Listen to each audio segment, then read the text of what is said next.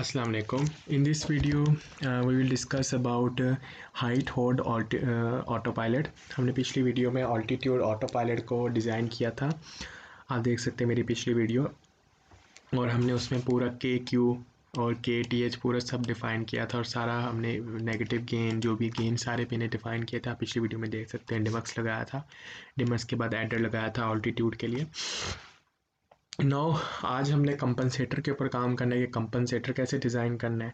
और दूसरी चीज़ इसको आप मैटलैब में, एक तो ये है कि आप यहाँ पे रिस्पांस देख लें इसका, ठीक है, ऑटो पायलट रिस्पांस आप इसमें देख सकते हैं। दूसरी चीज़ ये है कि आप इसका रिस्पांस जो है वो बेसिकली मैटलैब में कैसे देखेंगे, मैटलैब में इसका ट्रांसफ़र फंक्शन कैसे बनाएंगे। तो ट्रांसफ़र फंक्शन आपने वैसे ही बनाना है जिस तरह आप उसमें बनाते थे, बुक में बनाते थे, विच इज़ लाइक अगर मैं इसको डिस्कस करना चाहूँ कि आपने कैसे बुक में बनाना है, तो basically how to write feedback in the MATLAB is simple as we can write in the page में जैसा लिख रहे होते हैं वैसे ही लिखना होता है। तो अब फॉर एग्जांपल हमारे पास कोई भी एक एग्जांपल है, मैं फॉरवर्ड पाथ, ठीक है, कंट्रोल पेंडुलम है, तो कोई भी आपके पास कंट्रोल सिस्टम आ जाए तो उसका जो फीडबैक होता है फॉरवर्ड पाथ, ठीक है। बाकी सारे लूप्स को हटा के फॉर एग्जांपल इस लूप का मैंने फीडबैक लेने मतलब कि ट्रांसफर फंक्शन लिखना है। ट्रांसफर फंक्शन क्या होता है? आउटपुट ओवर इनपुट लिखना है। तो इसका होगा फॉरवर्ड पाथ में जो एलिमेंट्स आएंगे वो मल्टीप्लाई हो जाएंगे divided by 1 plus feedback path, ठीक है। और जो फीडबैक पाथ में आएंगे 1 प्लस फीडबैक पाथ, और अगर ये पॉजिटिव है तो हाँ 1 माइनस हो जाता है, अगर नेगेटिव फीडबैक है तो पॉजिटिव हो जाता है, और अगर नेगेटिव है तो पॉजिटिव है तो माइनस हो जाएगा। तो इस हिसाब से हम इसका फीडबैक लिखते हैं। तो अगर फॉर एग्जांपल मैटलैब में इसको लिखना, तो मैटलैब में लिखना कोई मुश्किल नहीं होता। मैटलैब के अंदर एक कमांड आ जाती है आपके पास। मैटलैब में अगर आपने लिखना है इसको तो वो होती है फॉर एग्जांपल वो कमांड होती है फीडबैक, ठीक है, ब्रैकेट, ठीक है, ब्रैकेट में आपके पास आएगा फॉरवर्ड पाथ, ठीक है। फॉरवर्ड पाथ में जो वैल्यूज़ होंगी कोमा जो बेसिकली फीडबैक पाथ है, ठीक है। जो नीचे वाला हिस्सा है 1 प्लस, ठीक है, जी नीचे पाथ आ रहा है वो आएगा कोमा -1 या +1। अगर नेगेटिव फीडबैक है तो -1, पॉजिटिव फीडबैक है तो दे। अब हमने अपना फीडबैक लूप लिखना है, तो हमारे पास अब दो लूप्स हैं, एक एस लूप है, एक आउटर पायलट लूप है। एस लूप में हम जब ट्रांसफर फंक्शन लिखेंगे तो ये वाला लूप इसका लिखेंगे, तो वो हो जाएगा सिंपल के क्यू स्टैरिक सर्वो, और हमने ये पिच रेट का लगाया था, फीडबैक पिच रेट का लगाया था, तो मतलब कि कोमा पिच रेट और -1। तो ये जब हम लिखेंगे मैटलैब में, इसको मैटलैब में लिख लेते हैं। तो बेसिकली इसको मैंने मैटलैब में लिखा, दैट इज दिस फीडबैक के क्यू जो मैंने गेन डिफाइन कर लिया था, ये सारा पिछली स्लाइड में हुआ था, सर्वो कोमा पिच रेट जो फीडबैक लगा हुआ है कोमा -1। तो चूंकि नेगेटिव फीडबैक है, के क्यू की वैल्यू नेगेटिव थी इस केस में, ठीक है, तो फिर भी नेगेटिव ही लगाया क्योंकि वो पॉजिटिव फीडबैक बन जाएगा, एक ही बात है। तो जब इसको मैंने किया तो ये मेरे पास इनर लूप आ गया, और इसके ट्रांसफर फंक्शन में 5 पोल्स आ रहे हैं, which is you can see, हमें पता है 5 पोल्स ही आएंगे, क्यों, पिच रेट के 4 थे और इस सर्वो के मिला के 5 हो गए, ठीक है। अब हमने ऑटो पायलट का लिखना है। ऑटो पायलट के लिखने के लिए आपके पास जो लूप होगा वो होगा आउटर लूप, ठीक है, जिसको कहेंगे आउटर लूप। और आउटर लूप के लिए आपके पास दिस इज ऑटो पायलट के लिए होगा फीडबैक। इनर लूप क्या है? जो आपके पास अभी आपने लूप लिखा है ये वाला, क्योंकि ये लूप भी तो आएगा ना साथ, ठीक है।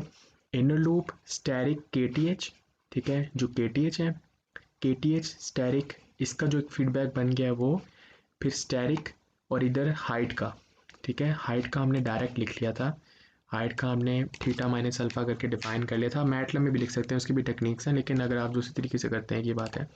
स्टैरिक हाइट कोमा सेंसर, क्यों सेंसर नीचे लगा हुआ है फीडबैक पे, ठीक है, फीडबैक में सेंसर लगा हुआ है, और नेगेटिव फीडबैक। तो जब इसको आप करते हैं तो इसके 11 पोल्स आते हैं, ठीक है। तो 11 पोल्स नहीं आने चाहिए, उसका मकसद ये है कि, मतलब ये है कि 11 पोल्स क्यों नहीं आने चाहिए, क्योंकि आप देखें कि थीटा और अल्फ़ा जो है इनके डिनोमिनेटर सेम थे, डिनोमिनेटर इनके सेम ही रहेंगे, ठीक है। बस एक एस मल्टीप्लाई हो गया तो ये 5 पोल्स हो गए, ठीक है। हाइट के 5 पोल्स हो गए, 5 पोल हाइट के हो गए, एक सेंसर का हो गया 6 पोल्स और सर्वो का हो गया 7 पोल।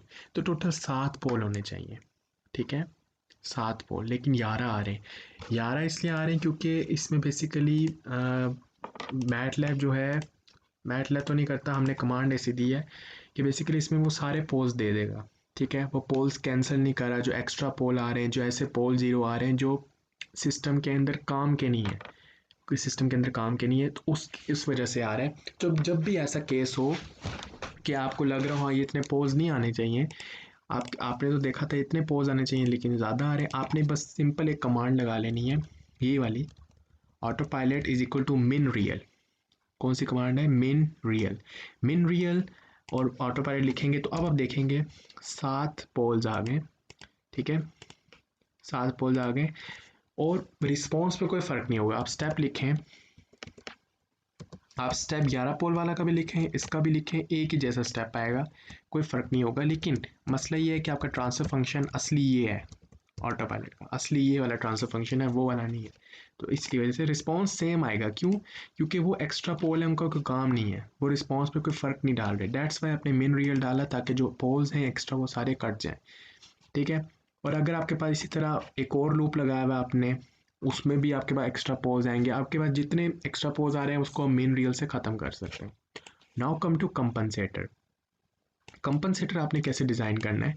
कंपनसेटर डिज़ाइन करने के लिए आपको ऑटो पायलट के सबसे पहले पोल्स इन ज़ीरो चाहिए, तो आपने सबसे पहले लिखना है पोल्स ऑटो पायलट, बल्कि पोल इसकी कमांड होती है, ऑटो पायलट, एंटर। तो आपने ये आपके पास पोल आ गए, इसी तरह ज़ीरो भी लिख लेते हैं, ठीक है। आपको पोल एंड ज़ीरो पता होने चाहिए अपने एयरक्राफ्ट के, जो आपका ऑटो पायलट बना है। तो आप देख सकते हैं आपने क्या करना है, आपने देखना है जो पोल ओरिजिन के पास है, ठीक है। मैंने लीड कंपनसेटर की एक वीडियो बनाई थी, लेकिन फिर से आज बता रहा हूँ कि जो पोल ओरिजिन के पास होगा वो स्लो करेगा रिस्पॉन्स, ठीक है। इसी तरह वो ज़ीरो जो होगा वो भी रिस्पॉन्स को, ज़ीरो क्या कर रहा होगा, स्लो तो नहीं कर रहा होगा, लेकिन ज़ीरो क्या कर रहा होगा, उस पोल को एक मतलब कि पकड़े रखेगा, उसको कहीं जाने नहीं देगा, जो करीब वाला पोल है। अब देखें ये पोल ओरिजिन के करीब है और ये ज़ीरो भी ओरिजिन के करीब है, तो ये दोनों मसला करेंगे। इन दोनों को हटाने के लिए आप कंपनसेटर डिज़ाइन करते हो, और कंपनसेटर ऐसा डिज़ाइन करते हो कि पोल और ज़ीरो जो है वो दोनों जस्टिफाई हो जाए, ठीक है। ओके तो आपके पास ये स्टेप रिस्पॉन्स था ऑटो पायलट का। आपने क्या करना है, इस स्टेप रिस्पॉन्स का बेसिकली जो स्टेप रिस्पॉन्स है इसका आपने क्या करना है, आपने इसका सेटलिंग टाइम देखना है, ठीक है। यहाँ पे जाके कैरेक्टरिस्टिक सेटलिंग टाइम जब आप देखते हैं तो इसका सेटलिंग टाइम जो है वो 511 सेकेंड्स है, ठीक है, विच इज़ क्वाइट लार्ज। तो आपको उसको कम करना है, लीड लगाना है, ठीक है। लीड से इस रिस्पॉन्स फास्ट होगा। अगर ये बहुत जल्दी हो रहा होता, आपको जल्दी रिस्पॉन्स भी नहीं करना, तो आप लैग लगाते। लैग क्या करते हैं, ओरिजिन के पास एक पोल डाल लेते हैं, ठीक है। अब हमने क्या करना है, अब आपने ओरिजिन के पास पोल ना डालते, आप जो पोल ओरिजिन के सबसे दूर है लैग के केस में उसको ख़त्म कर देते हैं, जो फास्ट कर है, जो ओरिजिन से बहुत दूर होगा उसको आपने डिलीट कर देना है। तो ख़त्म करने के लिए आप क्या करते हो, बेसिकली ये आपके पास कंपनसेटर लीड और लैग दोनों लगे हुए हैं। फॉर एग्जाम्पल हमने लीड और लैग दोनों लगाने हैं, तो आप 2 ज़ीरोज़ एंड 2 पोल लगा लो, एक लीड का लगा लो, एक लैग का लगा लो, ताकि दोनों कंपनसेटर हो जाए। लेकिन अगर आपने सिर्फ लीड लगाना है तो इस केस में लीड ऐसा लगेगा, लीड के लिए आपके पास मैंने आपको बताया था जो पोल है, पोल आप देख सकते हैं यहाँ पे जो पोल ओरिजिन के करीब है वो है 0.0076, आपने इसको ख़त्म करना है। तो आपने क्या किया, इसकी जगह ज़ीरो लगा लिया, ठीक है, एस प्लस 0.0076 एक ज़ीरो लगा लिया, ठीक है। और साथ में एक ये 0.0334 ये ज़ीरो जो ज़ीरो था हमारा उसका गेन मल्टीप्लाई कर दिया, ठीक है। या आप कोई भी नंबर दे सकते हैं, लेकिन अमूमन आप इसी तरह चलते हैं। फिर पोल के केस में आपने एक ज़ीरो ऐड कर दिया ताकि ओरिजिन के केस में ये पोल ख़त्म हो जाए, ठीक है। वो पोल ख़त्म हो जाएगा तो क्या होगा, रिस्पॉन्स फास्ट हो जाएगा। ज़ीरो का कोई काम नहीं है, ज़ीरो का काम भी डिप लाना है, आपने किसी तरह ज़ीरो पोल को ख़त्म करना है। इसी तरह अगर आप लैग लगाना चाहते थे तो लैग में क्या होता है, जो पोल सबसे दूर होता और ज़ीरो सबसे दूर होता, उस हिसाब से आप काम करते। आपने ये लगा लेना है और इसको आपने मैटलैब में डिफ़ाइन कर लेना है। मैंने मैटलैब में आप एक और तरीका है ट्रांसफर फंक्शन डिफाइन करने का, S is equal to transfer function S, ये एस वेरिएबल डिफाइन हो जाएगा। उसके बाद आप फिर इस तरह ट्रांसफर फंक्शन लिख सकते हैं, ठीक है, एस प्लस, तो वो एस को रीड कर लेगा। तो अब ये आ गया लीड का ट्रांसफर फंक्शन, ठीक है। लेकिन अभी ये कंप्लीट नहीं है, अब इसको आपने ऑटो पायलट में ऐड करना है। तो आप लिखोगे lead compensator is equal to lead static auto pilot, ताकि ऑटो पायलट ये क्या हो जाए, ऐड हो जाए और रिस्पॉन्स हमें पता चले। तो अब देख सकते हैं 8 पोल आ गए क्योंकि एक पोल जो है वो ऐड हो गया है उसका। तो अब जब हम डैम्पिंग करेक्टरिस्टिक्स देखते हैं लीड कॉम्पनसेटर की,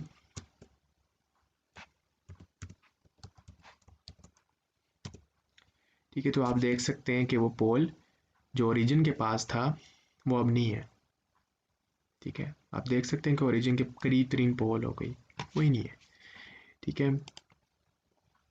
और उसके बाद फिर अगर और भी पोल आ रहा है, फॉर एग्जांपल अब देखें ये 0.0 या आप इस तरह लिख लें पोल लीड कॉम्पनसेटर, ठीक है, लीड कॉम्पनसेटर लिख लें।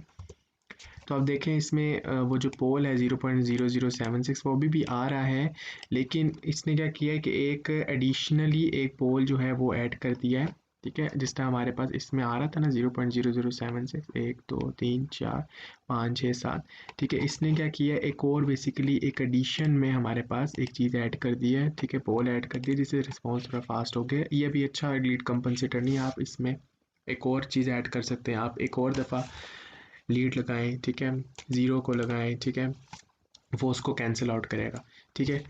उसके बाद फिर आपने स्टेप रिस्पॉन्स देखना है, ठीक है। स्टेप रिस्पॉन्स के केस में आपने इसको स्टेप लिखना है और फॉर एग्जांपल आपने कंपेयर करना है कि फ़र्क क्या है मेरे इसमें और ऑटो पायलट में, तो कोई ना कोई फ़र्क लाजमी होगा, ठीक है। आप स्टेप रिस्पॉन्स देखेंगे इसका,